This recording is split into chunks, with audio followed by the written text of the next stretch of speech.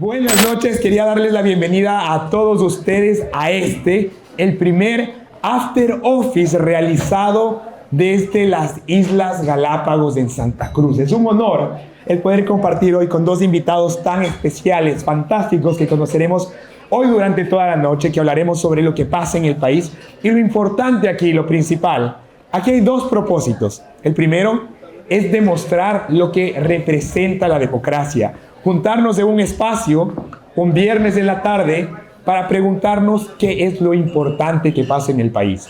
Y no solamente escuchar desde este lado, sino también escucharlos a ustedes. Yo quisiera presentar a nuestros dos invitados. En primer lugar, presentarla a Fanny Uribe. Bueno, ella necesita un poco menos de presentación. Que siga un aplauso, por favor, alcaldesa de Santa Cruz.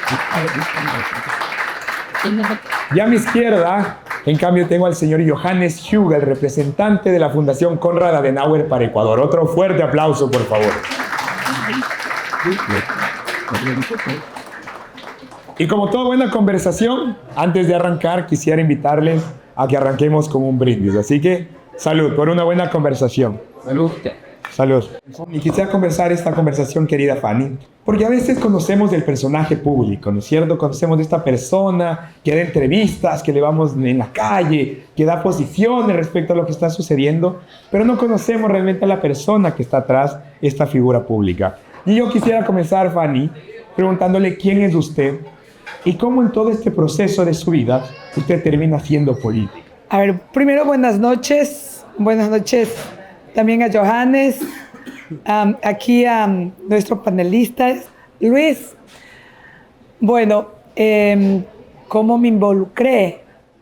Voy a comenzar así como muy rápido desde el comienzo, ¿no? Tengo 5 hermanos varones y dos mujeres. Entonces, como ustedes entenderán, yo soy la segunda y mis juegos eran siempre con mis hermanos, ¿no? Entonces tenía que ser así como fuerte, porque mis hermanos eran como eran varones, entonces mis hermanos eran más fuertes y entonces yo también aprendí a ser fuerte. Pero en medio de esa fortaleza, yo veía que para lograr un objetivo siempre tenías que pasar por obstáculos y luchar para llegar a lo que uno quería.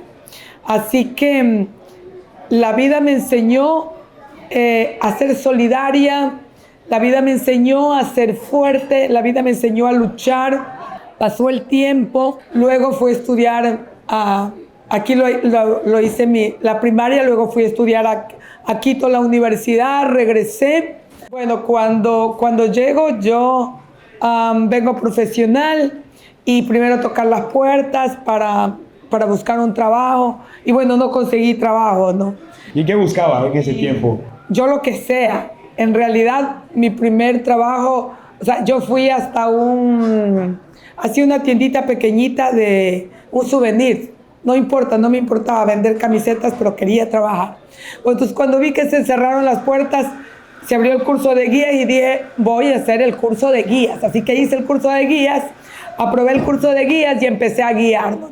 Eso también me permitió estar en contacto con la gente, aparte de la gente de acá, la gente a nivel de otros países.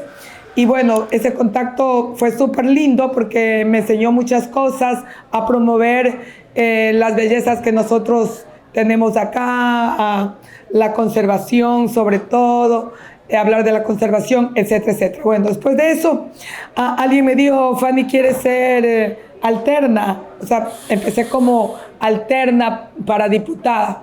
Estaba como jovencita y era como la novedad, no había muchas personas profesionales y que se habían vinculado en otras áreas. Entonces, bueno, le propusieron a mi hermano. Cuando me propusieron a mí, también le propusieron a mi hermano. Entonces, que mi hermano estaba en un partido y yo estaba en otra, ¿no? Entonces, mi padre dijo que yo no entre a participar y que le dé la oportunidad a mi hermano. Entonces, yo dije, no le voy a dar oportunidad porque yo estuve primero y voy a luchar por lo que yo quiero. Así que el que tiene que renunciar es mi hermano. Y así empezó la vida política. Y yo voy a volver después a este tema de conversación, pero quiero quedarme con algo fundamental que usted ha dicho, Fanny, y es que la política requiere decisiones. Y aquí yo quiero aterrizar contigo, Johannes, y primero porque también no solamente la política es la política partidaria. Hacer política, hay muchas formas de hacer política. Y cuando hablamos de política, a mí inmediatamente se me viene la Fundación Konrad Adenauer. Y preguntarte primero, ¿quién eres? ¿Cuál es tu rol? ¿Y qué hace la famosa Fundación Konrad Adenauer? Buenas tardes a todas y todos. Mi nombre es Johannes Hügel. Yo soy el director de la Fundación Konrad Adenauer. Voy a explicar lo que es esto. Pero primero quería agradecerles a ustedes todos que vinieron aquí compartir con nosotros en esta tarde aquí, porque esto es como vivir una tradición de Baviera, de donde soy, del sur de Alemania, donde hay una tradición muy larga, la verdad, donde los hombres al inicio y después también las mujeres comenzaron a tomarse una cerveza antes o después de la misa del domingo. Pero de ahí salió, mira, tomarnos una cerveza, aprovechemos de hablar sobre nuestras necesidades, nuestros problemas, y esto es lo que hacemos aquí. Queremos vivir política desde la base, encontrarnos para entender cuáles son los desafíos que estamos viviendo en este hermoso país y en esta isla. Para mí es la primera vez que tengo el honor de estar aquí en esta isla y me siento súper bien acogido, y eso quería agradecerles a todos ustedes, que es una primera espectacular impresión. Pues bien, yo soy director de esta fundación que se llama Konrad Adenauer, según el primer canciller de Alemania después de la Guerra Mundial, que se ha fundado hace más de 65 años. Y más de 60 años trabajamos en América Latina para apoyar a lo que nosotros entendemos los alemanes como una democracia libre, con Estado de Derecho, con todo lo que ayuda a que un pueblo pueda crecer en libertad, económicamente próspero y con muchas oportunidades. Porque esto antes no era el caso en Alemania, como ustedes saben, ¿no? La Segunda Guerra Mundial dejó destrozada a Alemania, y los políticos posguerra pensaron, ¿qué podemos hacer para que esto nunca vuelva a acontecer? Todas las atrocidades de la Segunda Guerra Mundial, para que haya una democracia y una participación de su pueblo. Y ahí se fundó no solamente nuestra fundación política, sino otras también, las que apoyan a la sociedad para que el ciudadano entienda que es partícipe de la política desde el inicio, que él tenga una idea de lo que es la democracia, cómo funciona el Estado, cómo funcionan los mecanismos en la política, que aprenda más allá de lo que quizás unos de ustedes podían aprender en cívica, en el colegio. Y a mí me alegra mucho que el gobierno ha decidido de tener cívica nuevamente el próximo año en los currículos. La pregunta será obviamente que esto ojalá sea objetivo. Pero en eso trabajamos nosotros como fundación, en política, ciudadanía y en todo lo que tiene que ver con apoyar a que la política funcione. Pues yo soy el director. Nosotros tenemos 13 oficinas en América Latina y 5 programas regionales. Yo soy uno de ellos. Nosotros tenemos una larga trayectoria en Ecuador. Desde 1965 estamos en el país. Había un intermedio donde no estábamos, pero ahora regresamos. Y con mucha alegría hemos vuelto a este hermoso país para apoyar procesos que puedan ayudar a que se desarrolle de la forma adecuada este hermoso país. Y bueno, me alegra que tengas esta impresión, además de Galápagos, de la gente de acá, porque es gente muy cálida. Y como tú ves, hay muchas diferencias que se perciben cuando uno está aquí en Galápagos, de las necesidades que hay acá respecto a lo que probablemente uno puede percibir desde el continente y mucho más desde Quito, desde este centralismo, que son varias cosas que vamos a ir topando. Y aquí usted, Fanny, nos mencionaba sobre el hecho de decidir para hacer política, porque podía aportar en lo que estaba pasando en su ciudad, ¿no es cierto?, con su gente. Porque hay muchos retos, y ahí es donde yo quiero entrar. Quiero comenzar a hablar sobre el condumio, de qué sucede, y tal vez partir de la parte siempre la más sensible. La más sensible, yo siempre digo, es el bolsillo, ¿no es cierto?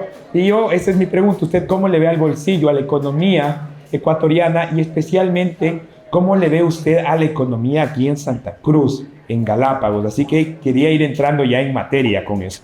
¿Se acuerdan ustedes cuando tuvimos la pandemia? Realmente fue una recesión económica donde nos afectó absolutamente a todos, porque prácticamente estuvimos como 3 meses encerrados Y no es que nos recuperamos, pasó bastante tiempo y por supuesto que todavía hay secuelas de lo que pasó en la pandemia, porque muchos negocios quebraron, mucha gente se quedó sin trabajo y ha sido duro, un esfuerzo, un sacrificio de cada uno de las familias el salir adelante. Y ahora nos encontramos con, o sea, nunca estaba en el libreto que íbamos a tener este tema de la inseguridad a nivel del continente, como nosotros lo llamamos. Y que esa inseguridad del Ecuador continental nos iba a afectar directamente a la economía aquí en Santa Cruz y en toda la provincia. Y básicamente estamos sintiendo esa recesión económica porque no hay muchos turistas como hubo en el 2023. Prácticamente tenemos un 14.27% aproximadamente de caída del turismo, y esto ha afectado directamente a la población y a los centros poblados. Que nos preocupa porque ahora es junio, jamás en nuestra vida, jamás junio fue un mes bajo, más bien junio, julio, agosto son meses altos del turismo. Recién octubre, noviembre podríamos decir que empieza a decrecer el turismo, pero no en estas fechas. Pero vemos que esta situación no es que se va a arreglar de la noche a la mañana a nivel del continente. Entonces nos queda un largo camino que recorrer todos estos meses, seguirá diciembre y tendremos problemas, y realmente eso sí nos preocupa a nuestra gente, a nuestra población. Fanny nos dice, nosotros no esperábamos que la inseguridad del continente tope el bolsillo del galapagueño, ¿cierto? ¿Tú cómo ves la situación de seguridad en el país? ¿Cuál es el problema estructural que se tiene que atender? ¿Es el mismo problema de inseguridad del continente que acá en Galápagos? ¿Tú ves inseguridad acá estos días que hemos conversado con diferentes personas, que has visitado espacios, que estás viviendo aquí la realidad? ¿Cómo la ves? Bueno, primero aquí yo me siento súper seguro y estoy feliz que puedo caminar en la calle como estuviera en Alemania, ¿no? Eso es algo que hay que reconocer y agradecer. La situación en el continente es muy diferente, como ustedes saben, de las noticias o por propia experiencia. Yo he tratado de viajar en el primer año y medio que estoy aquí bastante en el país y las situaciones son diferentes, pero lo que nos une a nivel regional o internacional es una inseguridad jamás visto por conflictos geopolíticos, como ustedes saben, Israel-Palestina, Ucrania-Rusia. Tenemos conflictos ahora en Europa que tienen una incidencia en otras partes del mundo. Y tanto como la pandemia nos afectó, como Fanny dijo, a todos, económicamente hablando, ahora la inseguridad nos toca a todos. Y justo la semana pasada, para darles una impresión también de nuestro trabajo, que trabajamos en 3 ejes, es seguridad, es participación y democracia, y innovación y tecnología, nos visitó un diputado alemán. ¿Pero por qué nos visita? ¿Qué tiene que ver con Ecuador? Dentro de la cooperación internacional se hace cada vez más importante trabajar junto al tema de la seguridad, porque como ustedes saben, hay un grave problema del narcotráfico, de tráfico de especies aquí, de muchos temas de inseguridad que tocan a nosotros en Alemania, porque la droga que viene a Alemania viene a través de los puertos de Ecuador. Y lamentablemente la cifra ya está que el 75% de todas las drogas que llegan a Europa llegan por puertos de Ecuador. Y además hemos superado el consumo de cocaína a Estados Unidos. Y entonces es un problema de seguridad nacional para Alemania. Ahora en nuestros puertos, en Hamburgo, en Rostock, también llegan drogas, llega la criminalidad, llega la extorsión. Entonces ese tema es súper fuerte internacionalmente hablando. Y aquí nuevamente hay muchas regiones que tienen diferentes problemas de seguridad. Yo creo que también aquí en la isla podemos destacar otros temas de seguridad. Seguridad hídrica, que es el problema de agua potable que no hay. Después vemos tráfico de especies. Tenemos problemas de energía, ¿no? Yo no he visto mucha energía solar, por ejemplo, acá. Pero son estos temas que nosotros como fundación trabajamos, que somos plataforma para que tanto la política, el empresariado, la industria o digamos la sociedad civil puedan conversar sobre los temas para trabajar hacia un bien común. Desde los gobiernos locales se exigen ciertas cosas, tenemos ciertas necesidades específicas. ¿Qué requiere exigir este momento Santa Cruz, la provincia de Galápagos, para que estos temas de inseguridad se solucionen, entendiendo que no hay solución inmediata? A nosotros, por ejemplo, aquí en la provincia de Galápagos, como lo dijo Johannes, es una provincia segura, donde tú puedes caminar tranquilamente, donde no hay delincuencia, como en la parte continental. Entonces, promover la seguridad, que es una provincia de paz, donde el destino es seguro. El otro día que yo tenía conversaciones con Johannes, yo le decía, ¿qué posibilidades hay de que nosotros tengamos reuniones con las embajadas de los diversos países para promocionar nuestra provincia y que vengan hacia Galápagos? Que obviamente también estamos pensando en vuelos directos, a lo mejor esto es un poquito más difícil. Tenemos que hacer ese lobbying, esa gestión con las embajadas como para que podamos promocionar que Galápagos es un destino seguro. O sea, nosotros como fundación tratamos también de informar a los alemanes de lo que está pasando en el mundo. Entonces, nosotros nos importa mucho que haya una objetividad en la transmisión de la información. La prensa, lamentablemente, muchas veces funciona de tal manera que tienen un corresponsal en Brasil o en Argentina que escucha de lo que está pasando aquí en Ecuador, llaman a alguien, pero no investigan bien y después se da una imagen brutal de un país. Y eso ha sido con Ecuador el caso, que apareció en unos medios alemanes, no, si vas a la calle te matan.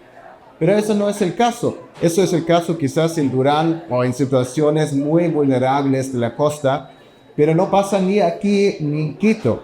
Entonces es súper fundamental que la cooperación internacional siempre tenga también una voz para dar a conocer, estando aquí yo en el lugar, lo que realmente está pasando, ¿no? Es decir, aquí tenemos un llamado y aquí me parece fantástico porque creo que hay una colaboración de todos los actores, del sector público, del sector privado, de la cooperación internacional, en cómo contamos el relato real de lo que está pasando en Ecuador. Es decir, la inseguridad es una realidad, sí, pasa en el país, pero es una inseguridad sectorizada. Yo me siento como en Alemania caminando en Galápagos. Esto me parece una expresión potente en términos de decir, en Galápagos las cosas en términos de seguridad están muy bien, la gente puede visitar, es decir, que es su principal motor económico, puede seguir trabajando, hay que encontrar las formas. De aquí yo quiero irme a una parte porque cuando yo escucho estas diferencias abismales de problemas, yo me imagino inmediatamente, o viene a mí una pregunta. Ecuador es un país hiperpresidencialista y con un fuerte centralismo. ¿Cierto? ¿Qué significa esto? Que las cosas, las situaciones se concentran en la capital y en el mejor de los casos, goteando un poco, se disuelve hacia Guayaquil como una ciudad principal de desarrollo y un poco hacia Cuenca, ¿no es cierto? Y el resto del país vive una realidad compleja porque no hay una real descentralización. Y aquí yo quiero quedarme contigo, Johannes, porque la descentralización en Alemania ha sido un hito fundamental para el desarrollo del país. Y yo quiero que nos cuentes aquí un poco desde cuáles han sido estas bondades que ha encontrado en la descentralización y cuáles han sido los puntos claves dentro de esto para desde Ecuador comenzar a verlo como las mejores prácticas y cómo poderlas acoger. Muchas gracias por la pregunta, Luis. Pues sí, en Alemania hay 16 estados federales que podríamos decir que son equivalentes como provincias y tienen una larga historia y tradición por la cual existe un sistema en Alemania que ha realmente dado autoridad y poder a los estados federales. Tienen un decir en muchos temas de la gestión política, del día a día en la política. Lo que es importante en cuanto al presupuesto del Estado, sí hay una centralización, pero pensando en un sistema subsidiario y de solidaridad, porque si un Estado federal, por ejemplo Baviera, le va muy bien económicamente hablando porque tiene muchas empresas, automobiliaria, mucha producción, mucha cerveza también. le va muy bien. Y a otro, por ejemplo, en el Oriente, en la unificación en el 1990, no le va muy bien. Se pensaba cómo podemos apoyarnos mutuamente como país y distribuir los fondos del presupuesto del Estado. Entonces, todos los estados federales tienen que dar al año todos sus ingresos, digamos, a una caja centralizada y después se reparte según las necesidades a nivel nacional.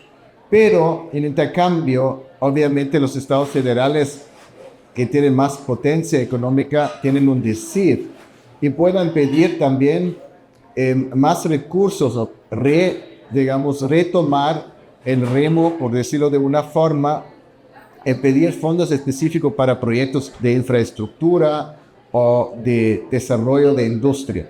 Pero es todo un sistema equilibrado en que haya realmente aplicado estos tres grandes principios que también promovemos como fundación, que es trabajar para el bien común, la solidaridad y la subsidiariedad.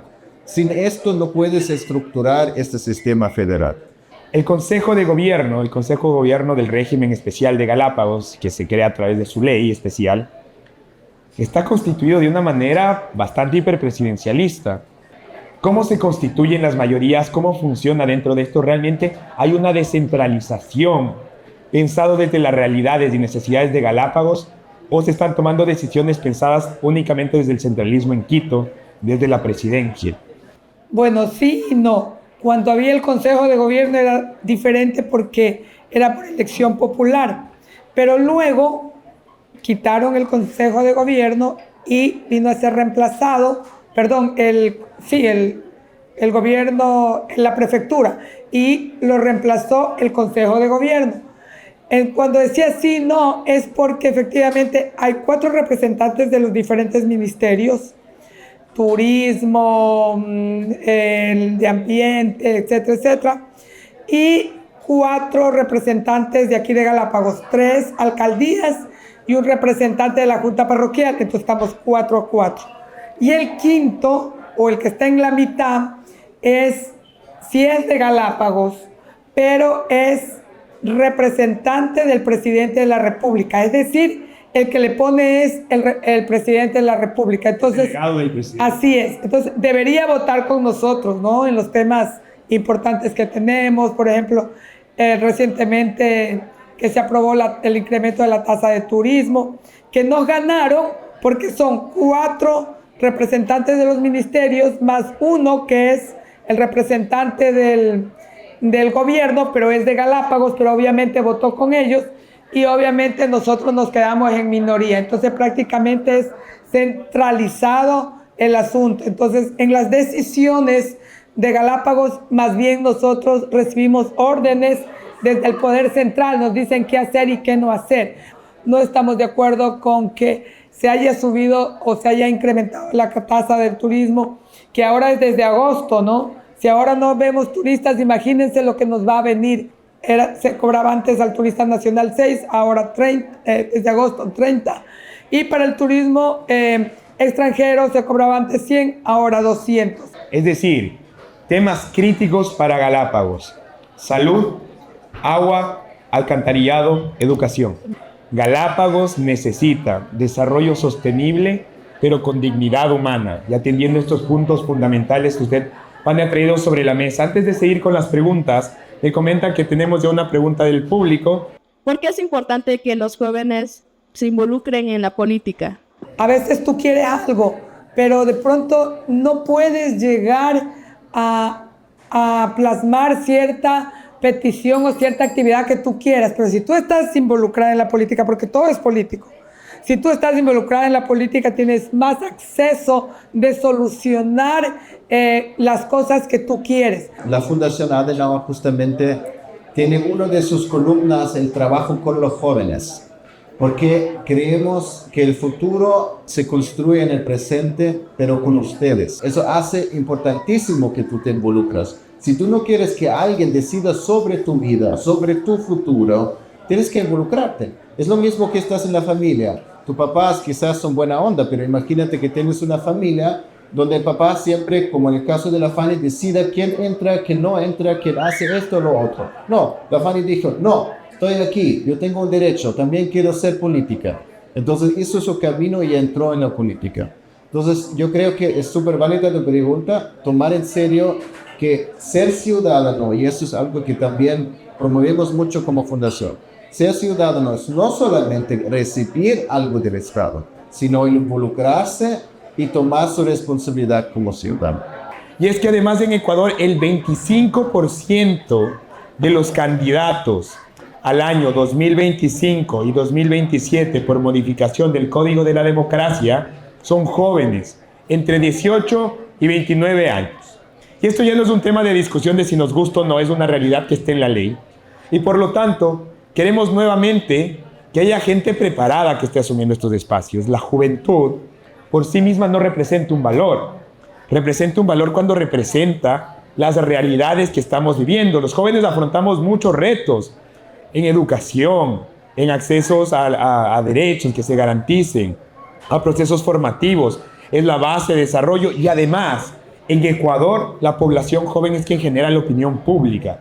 Por lo tanto, necesitamos jóvenes que se estén formando, que estén tomando decisiones de manera informada y que estén viendo el norte del país en donde tiene que estar, en el lugar correcto, para no caer nuevamente en decisiones populistas. Y eso es justo un poco lo que hemos venido haciendo también estos días con la Fundación Konrad Adenauer acá, con el proyecto Rutas de Ecuador, conversando con jóvenes, reflexionando sobre el voto responsable, sobre el populismo, el clientelismo, la demagogia, sobre las funciones del Estado, la importancia de la separación de poderes. Y eso también es parte importante, fundamental para la existencia de una democracia sana. Ok, perfecto. Vamos con la siguiente pregunta, por favor.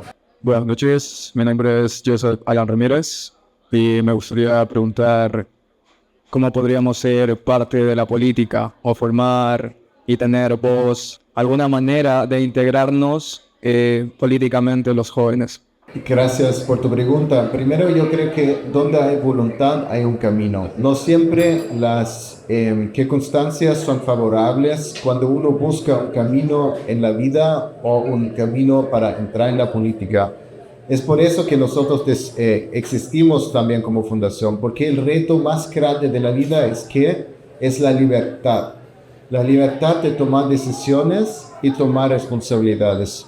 La primera responsabilidad es siempre educarnos por vida. Nadie puede decir que ya sabe de todo, ¿no? Justamente evitar a que dependa mi futuro de los contactos que yo tenga. Necesitamos un sistema que nosotros creemos que es la democracia, que nos da la posibilidad de participar. Buscar formas también de apoyo. Nadie lo puede solo.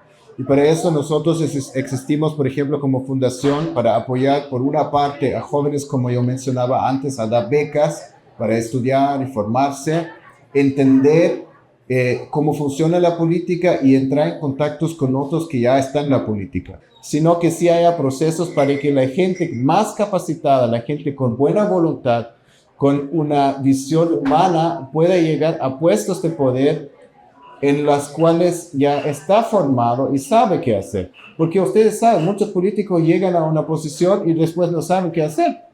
Entonces ahí la fundación toma un rol fundamental, pero también obviamente es un rol de la academia, es un rol del Estado, de promover que haya organizaciones donde tenemos un lugar para hacer política. Quizás no es la respuesta total, pero quizás un camino a donde puede ir. Pero yo creo que hoy en el siglo XXI, en la situación donde vivimos una condición de la posverdad bastante grave, creo que es importante comenzar a preguntarnos qué es lo importante. A veces siento que nos quedamos mucho en el discurso, casi que en el maquillaje, y nos preocupamos un montón, no de que haya fondo de las cosas, sino de que la forma esté bonita. Y la política a veces la verdad es que requiere verle a los ojos a las personas y decirles la verdad, y citando tus palabras, estamos jodidos.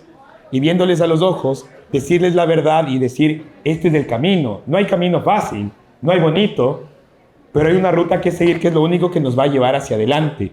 ¿Dónde está la responsabilidad del político para tomar las decisiones que beneficien al bien común y no que beneficien únicamente pensando ahí en el conteo electoral?